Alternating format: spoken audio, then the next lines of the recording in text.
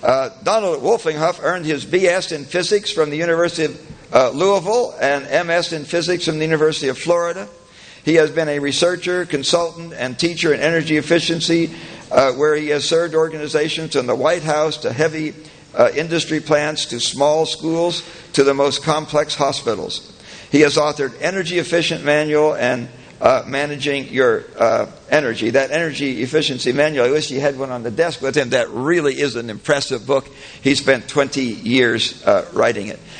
Mr. Wulfinghoff is probably the world's expert on efficiency in buildings, and he reminds us that more energy is used in our buildings than in the transportation sector. It is not nearly as obvious, but the opportunities for conservation there are enormous.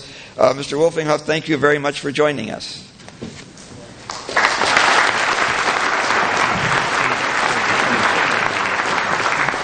Good morning, everyone, and thank you, Congressman Roscoe Bartlett.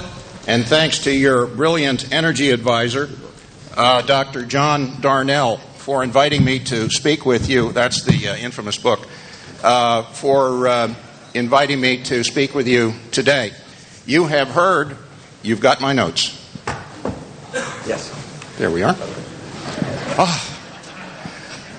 You've heard from the world's experts on energy supply where we're going. It's my job to outline how we make a soft landing. The purpose of my discussion is to show how the United States can continue to thrive, be free, and be happy in a world where energy is very expensive and occasionally scarce. I'm going to make a distinction between the terms energy efficiency and energy conservation. They are different concepts. However, for the sake of time, I'm going to use either one of those words as shorthand for both rather than make the distinction. My talk will be about the transition period, not the long term. The transition period is the interval during which we prepare to live within the bounds of the reduced quantity of energy that will be available in the future and the higher price that will occur in the future. The transition actually began in 1973 with the Arab oil embargo, and it is important to understand this fact.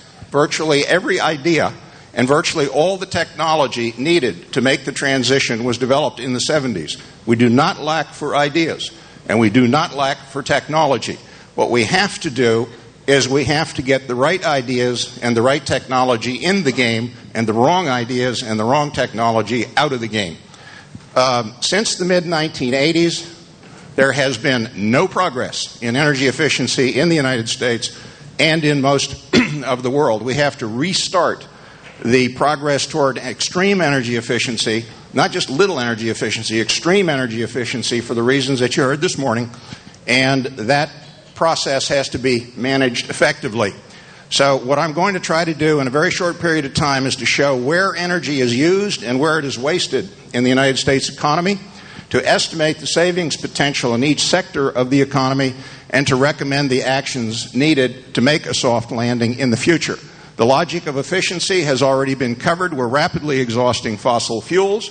By default, what's left is renewable energy, but renewable sources, no matter how optimistic you are, during the transition period at least, cannot cover more than a fraction of our current consumption. Therefore, finally, we have to live with a much smaller quantity of energy consumption fulfilling the same functions that we do today. Now, the good news is that a very large part of present U.S. energy use is fat. It can be eliminated without harm to our quality of life. But we have to make that happen. And it won't happen by itself, and the previous speakers were very good about telling us that time is of the essence. If we stay 1 year ahead of the curve, we'll make a soft landing. 1 year behind the curve, catastrophe. I believe that. Effective action starts by identifying all our opportunities for saving energy and then pursuing each option systematically. There is no magic bullet.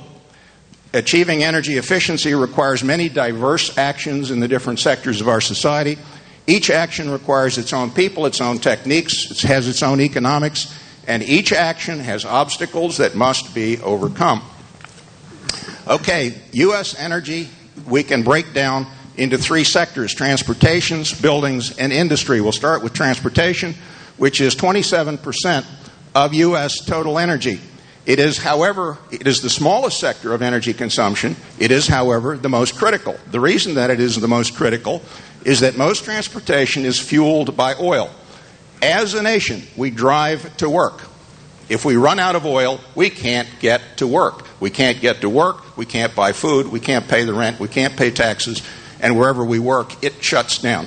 Catastrophe, and it happens pretty quickly, so we're highly vulnerable on oil. Fortunately, transportation offers very large potential for reducing energy consumption, and, very important to understand, no new technology is needed. The needed changes are remarkably free of external obstacles, unlike the other sectors. Most actions can be initiated individually, or market forces will drive them. The biggest need is for awareness of what we need to do, and the biggest obstacle is distraction by ineffective solutions. So, transportation energy is the biggest threat to our survival, but it's also the easiest place to make major reductions. There are three main transition era strategies for transportation. The first is much more important than the second. The second is much more important than the third. The first one is to minimize transportation. We transport way too much, and we transport unnecessarily way too far. This is not a technology issue. The second is to improve vehicle fuel economy, and third is to shift away from petroleum fuels. So let's look at this most important technique, which is to minimize transportation. There are four basic. Look at the odometer of your car and see where the miles go. The largest number of miles probably go to commuting. Commuting is entirely unproductive. It wastes vast amounts of fuel and energy for the manufacture of vehicles. Everyone hates it, so it isn't something we want. The solution is to live near where you work or to work near where you live. Action is individual, it is entirely voluntary, and it is feasible immediately. Furthermore, it has some great advantages. Huge increase in productivity. If you're sitting in traffic 2 hours every day, you're wasting 2 hours of your prime daytime productivity. You arrive at work tired. Get rid of those 2 hours wasted. Large saving for household costs for vehicles, maintenance, and fuel. Reduced highway accident, death, and injury. Reduced respiratory disease, sucking other people's exhaust fumes. Reduced lower back trouble, which is chronic in our country, which is largely the result of sitting on car seats. And improved physical fitness. So this is just a win-win-win-win-win situation. Get rid of commuting.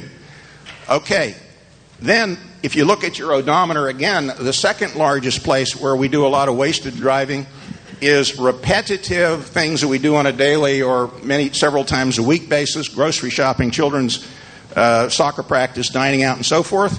This is tougher.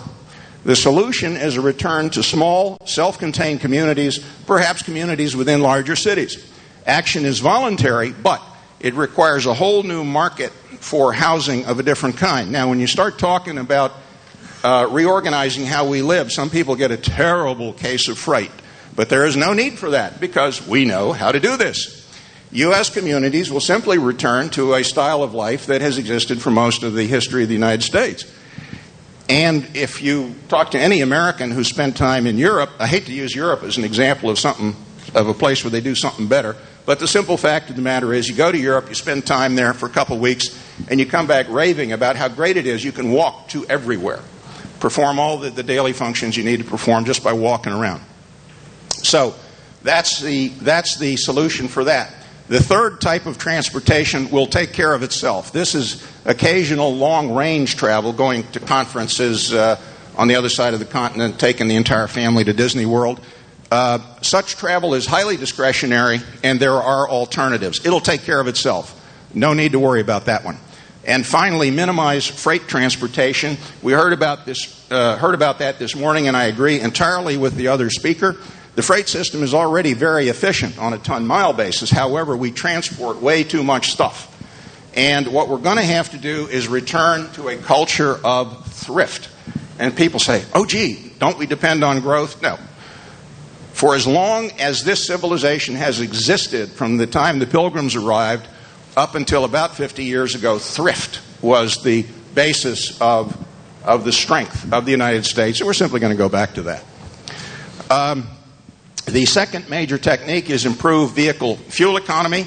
This will come mostly from reduction of weight and drag of vehicles, not from any major improvement of motor efficiency, not during the transition period. Might happen, but I wouldn't count on it. Dr. Darnell, who is Congressman Bartlett's energy advisor, sent me a nice clip of a Volkswagen prototype that in a very carefully orchestrated test run got 300 miles to the gallon. We're not talking mopeds or motorcycles here. This was a real car, but it was a two-person car. It went fast, drove down the Autobahn at Autobahn speeds, safe, gets you out of the weather, but kind of exotic. If we make it realistic, 100 miles per gallon is a perfectly reasonable target. And finally, the least important for the transition period is to shift away from petroleum fuels. Petroleum, of course, is the critical issue here. But the only thing we can do during a transition period that I can come up with is that we reduce driving radius to within the radius of electric cars. You are not going to increase the radius of electric cars simply because the laws of chemistry only allow you to store so much energy in a battery. Overall, we can radically improve transportation efficiency with the means that exist today. The biggest hazard is being distracted by ineffective solutions. Some of you are not going to like this. But the stuff we have to get over that is not going to be a solution is, first of all, mass transit. Mass transit is a social service. It does not save energy. It can't save energy except in very limited environments like Manhattan, for example. Hybrid cars. It's a very easy calculation to show that hybrid cars, once you include the extra energy that it takes to manufacture a hybrid car, and once you compare on the basis of similar weight, speed, acceleration, and so forth, hybrid cars do not save energy. Hybrid cars are a political phenomenon, not a technical improvement. The hydrogen economy is a bunch of fluff. It's perhaps somewhat more legitimate than desktop fusion, but that is a concept that will evaporate and go away. So hydrogen economy, according to the opinion of many people, me being one, is just a hopeless diversion.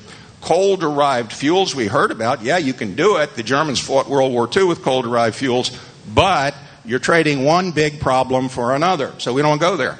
Ethanol, according to the best experts that I have listened to, Dr. Pimentel and others, ethanol is a break-even. It's a net energy loser, probably, and it has horrible environmental consequences. So that's just the wrong way to go.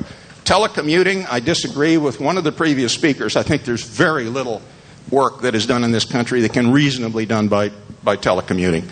So we need to do the things that really will work and not get distracted by stuff that won't work. So summarizing transportation, the most important action is for people to organize their travel and living arrangements in a way that is desirable in itself, and if that is done, everything else will fall into place with a minimum of government action. So this is for you to do, not for the government to do. In contrast with the next sector, which is the building sector, which is the largest sector, 39% of total energy consumption, which is loaded with obstacles, which will require a kick from government, an educated kick from government to overcome the obstacles that we face. Characteristics of the building sector, first of all, it splits two ways. Housing is 21% of total U.S. energy consumption, and non-residential, which is office buildings, hospitals, schools, shopping centers, and so forth, is 18% of total U.S. energy consumption. And those are two entirely separate worlds with different people, different set of rules, different licensing, and so forth. Buildings use electricity, a lot of electricity, also use a lot of natural gas, which is being depleted to a lesser extent. They use propane and petroleum, which is certainly also being depleted. Both residential and non-residential buildings today use about 5 times more energy than is economically reasonable. And the implication of this is that buildings offer a tremendous opportunity for improving efficiency. Our target should be, and is possible, to reduce building energy consumption to 1/5 of what current building energy consumption is on average. Bad news is you better do it before the building leaves the drawing board, because once the concrete hardens, most of the major opportunities for improving efficiency have either vanished or it becomes very expensive to retrofit that building. So you got to do it from the get-go. No new technology is needed once again, but there are a few items that we'd like to have. Progress in building efficiency is absolutely halted and even regressed. In the housing sector, there was a one-time improvement in efficiency around the 80s as a result of increased insulation, but now housing efficiency is regressing. And in the non-residential sector, non-residential buildings, office buildings, buildings like the one we're sitting in, have never been less efficient at any time in human history. They just keep getting worse and worse and worse. So there's been no progress in the non-residential sector. We talked about this. We'll skip it. I'm going to give you a 4-step outline for improving efficiency in residential housing. Now, we're talking super efficiency here. We are not going to do incremental improvements. We are going to go all the way. We are going to build buildings from this day forward that use 20% of what buildings conventionally use. What's the additional cost? Oh, by the way, 5 to 10% increase in construction cost of the house, no increase whatever in the land value, which is now getting to be the big part of the price tag. So it's very cheap, but it's a 4-step process. The first step is insulation. We're going to radically increase the amount of insulation, and we're going to distribute the insulation much more intelligently. It makes no sense to have 3.5 inches of insulation in the wall and 24 inches of insulation in the ceiling. That's ridiculous. In this climate zone, the walls are going to be 12 inches thick, 12 inches of non-flammable fiber insulation. That's the standard throughout the mid-latitudes. We're going to adopt good insulation practices. The current practice of 3.5 inches of fiber plus 1 inch of foam insulation board is horrible. It's a bad practice from a variety of standpoints, makes for a very weak building, moisture problems, and a bunch of other stuff. And we are going to exploit the opportunity as we're making the building more efficient to make it more desirable in all other ways. We're going to make that building with its 12-inch wall and its good connections essentially hurricane-proof, essentially earthquake-proof, and at very little increase in cost. The next item of the outline, the second item, is windows. We avoid excess glass because glass is the single largest source of heating and cooling cost in buildings today. We're going to locate glass for efficient heating, cooling, view, and daylighting. And we're going to use external shading on houses so that no direct sunlight ever hits any window during any part of the year when we want the inside of the house to be cool. Third part of our outline, the layout of the rooms and the heating and cooling systems.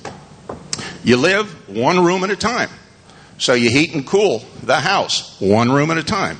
And you automate this process. You do it with programmable thermostats, which you can buy at the hardware store, and you do it with occupancy sensors, which you can buy at the hardware store. We don't need new technology. We cluster and isolate rooms for efficiency and convenience. Fortunately, the most convenient clustering of rooms is also the most efficient. And we select our heating and cooling equipment for efficient isolation and low fuel cost. In this climatic zone, the entire mid-latitudes, we have two choices. One will be hot water heating, the other will be heat pumps, for a variety of reasons I don't have time to go into. The central forced air furnace is history. It's a bad system. We're going to get rid of it. It won't exist anymore.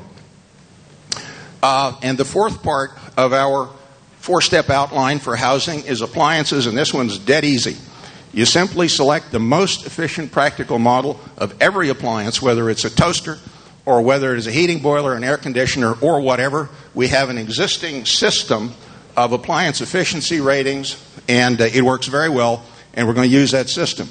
Now, let's jump over to buildings, what we're going to do to make non-residential buildings efficient. We have to use a totally different approach because unlike housing, non-residential buildings are designed by licensed professionals, each of several different licensed professionals, 4 in fact, each of whom has a different piece of the action in the construction.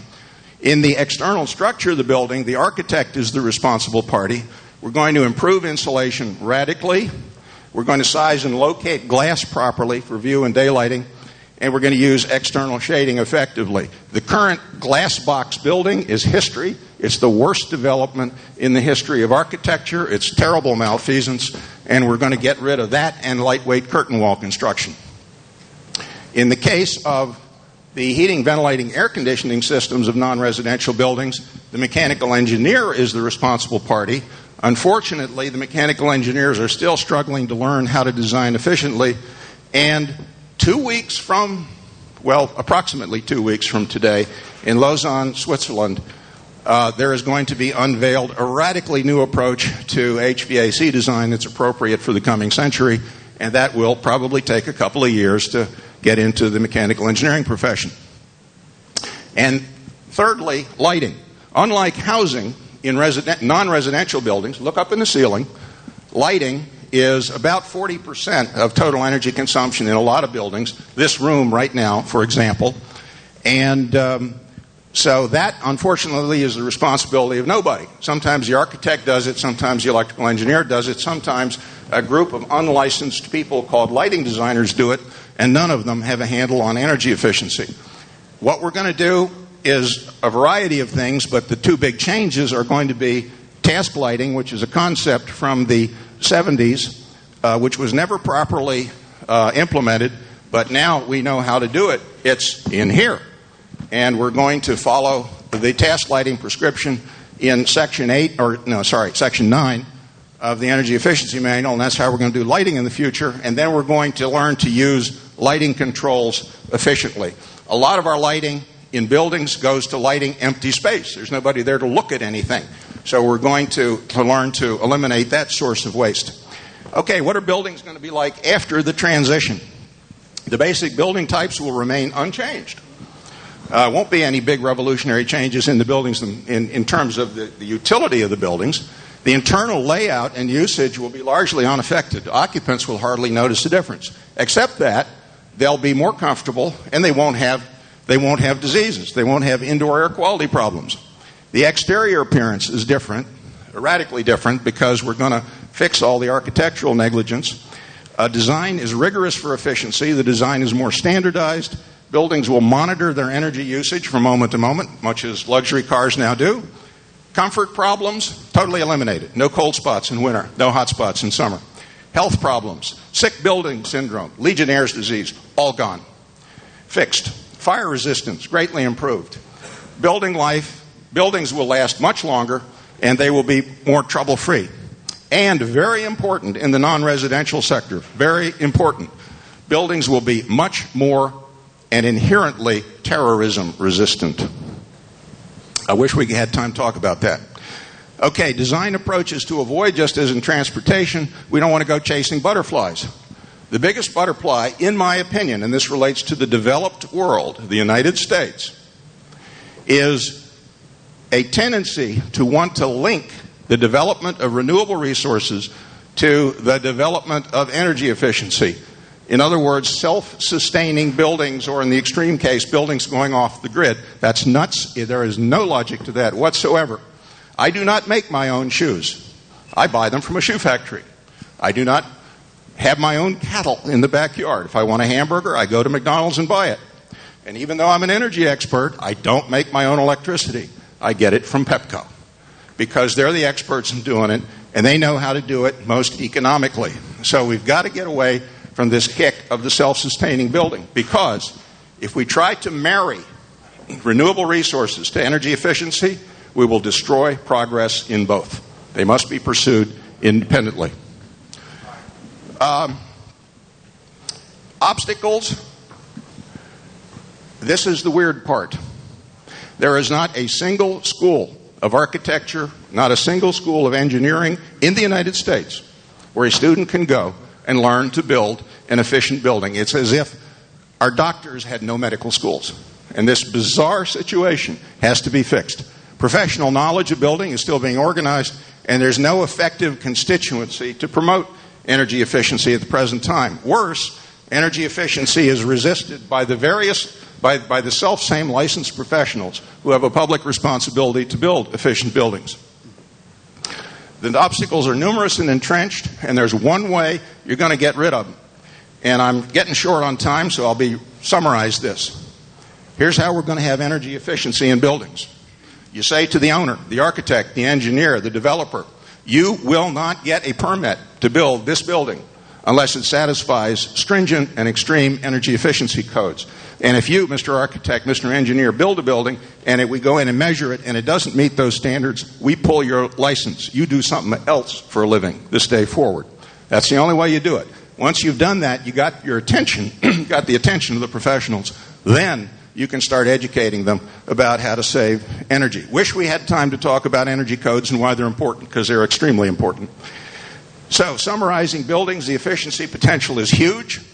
The efficiency potential is not being tapped because licensed professionals with a public trust are not behaving professionally. And the main role for the public, that's you, is to light a fire under the professionals and make them design buildings properly.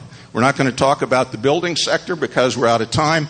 I'll just summarize by saying that improvements in the building sector are limited for the reason that it is the only sector in the U.S. economy that since 1973 has made a large and significant improvement in energy efficiency.